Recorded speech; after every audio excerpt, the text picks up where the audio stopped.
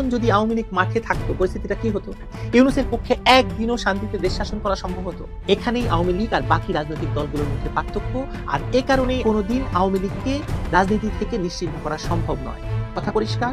সজীব ওয়াজেদ জয় ট্রাম্পের সাথেও কিন্তু যোগাযোগ করা করছে, ট্রাম্পের সাথে দেখা করে তিনি অনেক কথা আলোচনা হতে পারে তার লবিস্ট ফার্মের মাধ্যমে। বিশ্বের সকলভাবে মোটিভ যদি তৈরি করে ফেলতে পারে আওয়ামী লীগ, সজীব ওয়াজেদ জয়, ভারত এবং শেখ হাসিনা, অটোমেটিক্যালি বাংলাদেশও এবং আওয়ামী লীগের রাজনীতি অ্যাক্টিভ হয়ে যাবে। ডক্টর যত চেষ্টা করুক কার্যক্রম নিষিদ্ধ রাখা পারবে না। ইউনূস সাহেবকে পালাতে হবে, এখন সেই অবস্থা চলে এসেছে। ভুটানের প্রধানমন্ত্রী তিনি যে এসেছিলেন তিনি কতগুলো বার্তা দিয়েছিলেন।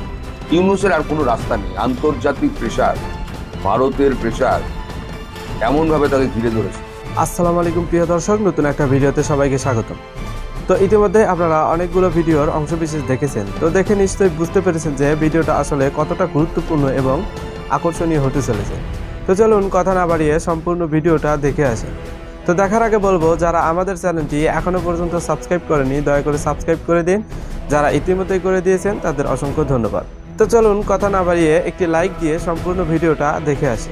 আওয়ামী লীগ নিশ্চিহ্ন হয়ে যাবে, আওয়ামী লীগ মুসলিম লীগের পরিণতি বরণ করবে, শেখ হাসিনা শেষ, শেখ হাসিনা আর রাজনীতিতে ফিরতে পারবেন না, আওয়ামী লীগ আর শেখ হাসিনা নিয়ে এসব বিশ্লেষণের চোটে এখন টেকাই মুশকিল। আরে বাবারা, বিগত 15 মাসে কি বোঝা যায়নি যে আওয়ামী লীগ নিশ্চিহ্ন হওয়ার মতো দল নয়?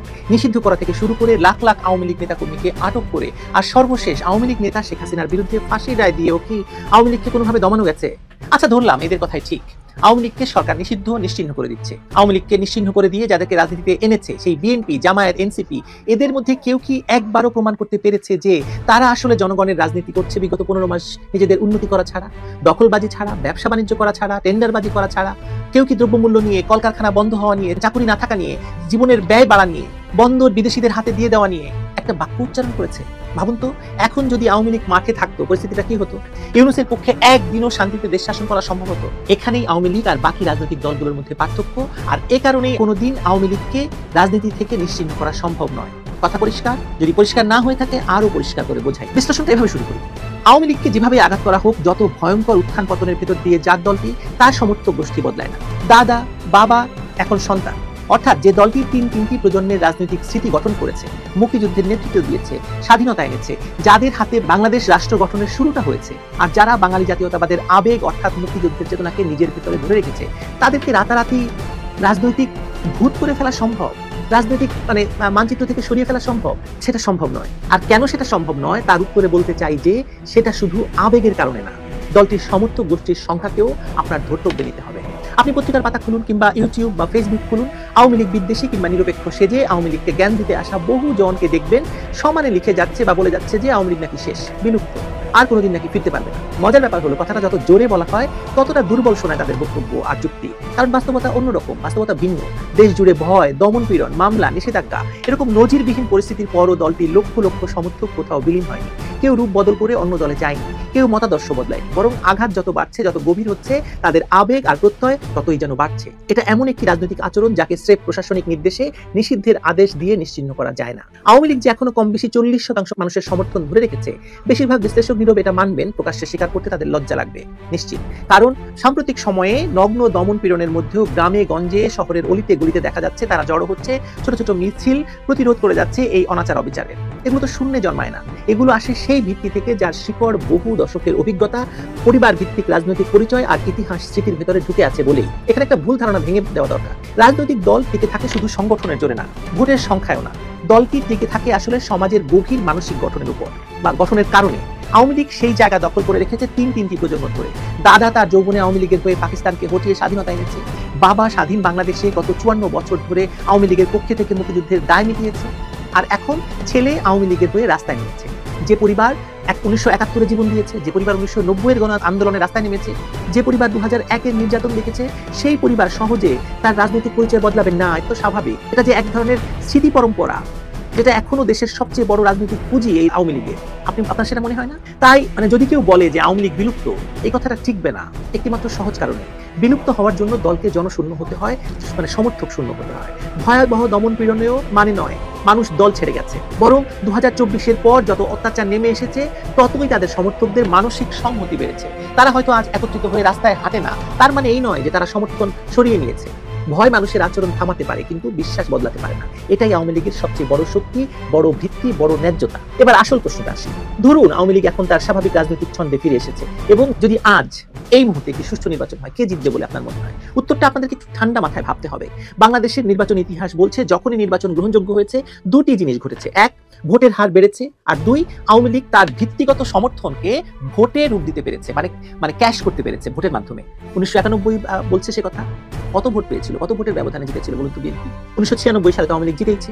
2008 সাল যখনই ভোটের মাঠ খুলেছে আওয়ামী লীগের ভোট কখনো 30% নিচে যায়নি, আবার কখনো 45-50% পর্যন্ত উঠে গেছে। অর্থাৎ 40% স্থায়ী ভিত্তি এই দলটির আছে এবং এই ভিত্তি কেবল নগর নয়, গ্রামেও। এমনকি 2001 সালের ওই লতিফুর রজার খলিলের ভাইরা ভাই মার্কা নির্বাচনেও আওয়ামী লীগের কিন্তু ভোট কমেনি, ভোট বেড়েছে, আসন কমেছে। এই বিস্ময়কর কাণ্ড তো বাংলাদেশে ঘটেছে সে সময়, তাই না? এই মুহূর্তে দেশের যে পরিস্থিতি, হত্যা, ঘরবাড়ি দখল, মামলা, গ্রেপ্তার, নিষিদ্ধ রাজনীতি, এসবের ফলে আওয়ামী লীগের ঘরানার মানুষের উপর যে অসহায়ত্ব নেমে এসেছে, যে চাপ নেমে এসেছে, সেটি তাদের জন্য উল্টো এক ধরনের সহানুভূতির পুঁজিও তৈরি করছে। মানুষ রাজনীতিকে ভালো মন্দের পাল্লায় মাপতে গিয়ে তুলনা টানে, আর সেই তুলনার জায়গায় আজকের শাসকদের আচরণ শেখ হাসিনার সরকারকে ভুলিয়ে দিচ্ছে। ক্রোধে বলা কথাগুলো বদলে যাচ্ছে, মনে দুঃখ জমছে। এখন মানুষ বলতে শুরু করেছে, আগের আমলে অন্তত ভয়টা এত ছিল না, অন্তত রাষ্ট্র এত ভাঙাচোরা ছিল না। এই মনস্তত্ত্ব ভোটের বাক্সে বড় ভূমিকা রাখবে, তাতে কোনো রকমের সন্দেহ নেই।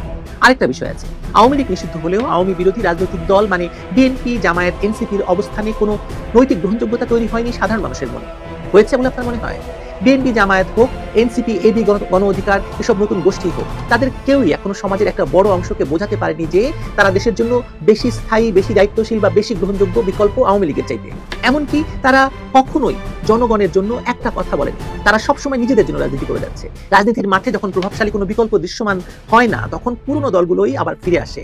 আর এই যে নতুন রাজনৈতিক বন্দোবস্ত, এরা কখনোই বাংলাদেশের পক্ষে কথা বলছে না। মুক্তিযুদ্ধকে তারা রিসেট বাটন দিয়ে সরিয়ে দিয়েছে। এটা কি বাংলাদেশের মানুষ দেখছে না? এটা শুধু বাংলাদেশের ইতিহাস নয়, পাকিস্তান, ভারত, নেপাল সবার ইতিহাসে দেখা গেছে একই জিনিস। তার মানে আওয়ামী লীগকেই মানুষ ফেরাবে, তাতে কোনো সন্দেহ নেই। আর সে কারণেই নির্বাচন থেকে আওয়ামী লীগকে দূরে রাখতে হচ্ছে ইউনূসকে। এখানে আরেকটি মনস্তাত্ত্বিক বাস্তবতা আছে, সেটা হচ্ছে আওয়ামী লীগকে যে বটগাছ বলা হয় সেটা নিছক উপমা নয়, রাজনীতির বটগাছ। এটা সত্যি বহু প্রজন্মে মিশে থাকা এক সাংস্কৃতিক রাজনৈতিক ধারা। এই ধারার মানুষ জানে নেতৃত্ব ভেঙেছে, কাঠামো ভেঙে গেছে, কিন্তু ধারণাটা ভাঙেনি। আর কোনো রাজনৈতিক তত্ত্বই সেটা ধরে না যে এত বড় ধারণা একদিনে বিলীন হয়ে যায়। এটা প্রশ্নই আসে না, এটা একদিনে সম্ভব নয়। এবং এক ইউনূসের পক্ষে আওয়ামী লীগকে বিলীন করা সম্ভব নয়। এরকম আরো 10-12টা ইউনূসের জন্ম হতে হবে। এখন যারা দাবি করছেন যে আওয়ামী লীগ শেষ, তাদের যুক্তি আসলে বিদ্বেষ প্রসূত আর প্রতিপক্ষ মনোভাবের উপর দাঁড়িয়ে আছে। আজ যে বুদ্ধিজীবী এই কথা বলছেন, তারাই আবার বলছেন যে দেশে মৌলবাদের উত্থান হচ্ছে, ভয়ঙ্কর ধর্মাশ্রয়ী মৌলবাদীরা ক্ষমতা দখল করতে যাচ্ছে, আইন শৃঙ্খলা খারাপ, প্রশাসন বিভক্ত, জাতীয় রাজনীতিতে স্থায়ী কোনো ভারসাম্য নেই। কিন্তু প্রশ্ন হলো, এই শূন্যতা কে পূরণ করবে? যে দল 40% মানুষের আবেগকে এখনো ধারণ করে, সেই দল ছাড়া এই বড় শূন্যতা কে পূরণ করবে বলুন তো? এখানে এসে তাদের যুক্তি ভেঙে পড়ে। ওই যে কথা আছে না, হিপে মার খা গায়া ইন্ডিয়া, এখানেই তারা মার খেয়ে যায়। ব্যক্তি শেখ হাসিনা এবং তার দলের রাজনৈতিক অবস্থান এ দুটি ভিন্ন বিষয়, আলাদা বিষয়। রাষ্ট্রনেতা হিসেবে তার ব্যর্থতা থাকতে পারে, কর্তৃত্বপরায়ণ আচরণ নিয়ে আপনারা সমালোচনা করতে পারেন, অনেক ভুল থাকতে পারে তার, কিন্তু ভুল মানেই দল হিসেবে যে আওয়ামী লীগ বিলুপ্ত হওয়ার কারণ ঘটবে তা তো নয়। রাজনীতিতে ভুলের শাস্তি হয় নির্বাচন দিয়ে, সময় দিয়ে, দল নিষিদ্ধ করে নয়। ইতিহাসের বিচারও তাই বলে। ভারতের কংগ্রেস, পাকিস্তানের পিপলস পার্টি, শ্রীলঙ্কার SLFP সবাই ভয়াবহ পতন দেখেছে, কিন্তু ফিরেছে তো, কারণ তাদের ভিত্তি সমাজে ছিল। আওয়ামী লীগের ক্ষেত্রেও সেই গল্পটাই সত্য। তার মানে এখন যারা ভাবছেন আওয়ামী লীগ আর কোনোদিন উঠতে পারবে না, তাদের ভুলটা হচ্ছে তারা রাজনীতিকে রাষ্ট্র ক্ষমতার চশমা দিয়ে দেখেন। ক্ষমতায় না থাকলেই দল শেষ, এটা ভুল ধারণা। এটা ক্ষমতা কেন্দ্রিক রাজনীতির একটা, বাংলাদেশের যে ক্ষমতা কেন্দ্রিক রাজনীতি তার একটা আপনি তাদের দালাল, তাদের দোষ। বিএনপি 2009 থেকে 2023 পর্যন্ত প্রায় কি অবস্থায় ছিল বলুন? তাদের হাজার হাজার নেতাকর্মী জেলে ছিল বলছে, মামলা দমন কিছুই তো বাদ যায়নি, তারপরও বিএনপি বিলীন হয়নি। তাহলে আওয়ামী লীগ, যার ভিত্তি বিএনপির চেয়ে অনেক গভীর, অনেক শক্ত, সেই দলকে সহজে ভেঙে পড়বে বলে মনে হচ্ছে? বিএনপি নেতাকে তো দেওয়া হয়েছিল, জেলে দেওয়া হয়েছিল। কি হয়েছে?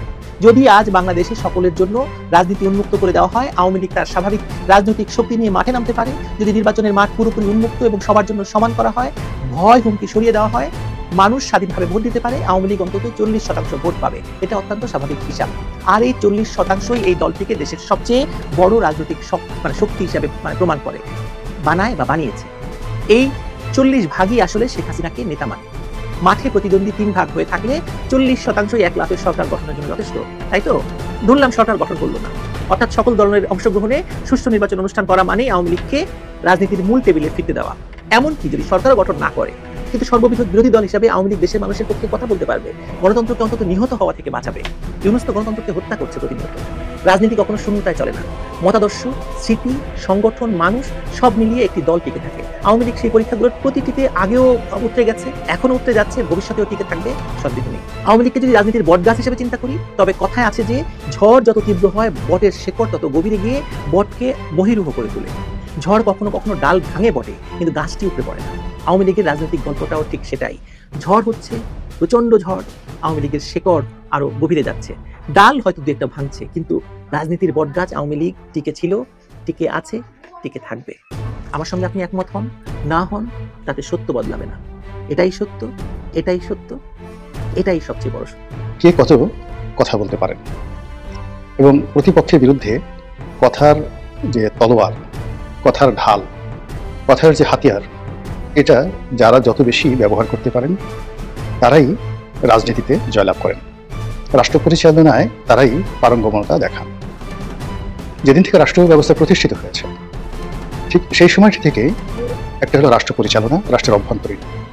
তো রাষ্ট্র পরিচালনা করার জন্য সুশাসন, ন্যায় বিচার ইত্যাদি আরো অনেক কিছু, প্রজাপালন, প্রজারঞ্জন ইত্যাদি বিষয়গুলো জড়িত।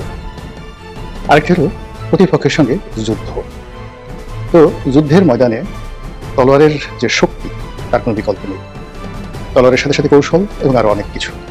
কিন্তু যুদ্ধ পূর্ববর্তী সময়ে সেটা দেশের অভ্যন্তরীণ যে কোনো বিষয় হোক কিংবা কোনো বিদেশি রাষ্ট্রের সঙ্গে যুদ্ধের বিষয় হোক, সেই যুদ্ধের কার্যকারিতা, যুদ্ধের অনিবার্যতা, যুদ্ধের প্রয়োজনীয়তা, এটিকে প্রমাণ করার জন্য মানুষ বাকযুদ্ধ করে, মুখে মুখে কথাবার্তা বলে, প্রচারণা চালায়, অপপ্রচার চালায়, একে অপরকে ছোট করার চেষ্টা করে কিংবা নিজেকে বড় করার চেষ্টা করে। এবং এই যে বাকযুদ্ধ, এই বাকযুদ্ধ বহুকাল ধরে চলছে।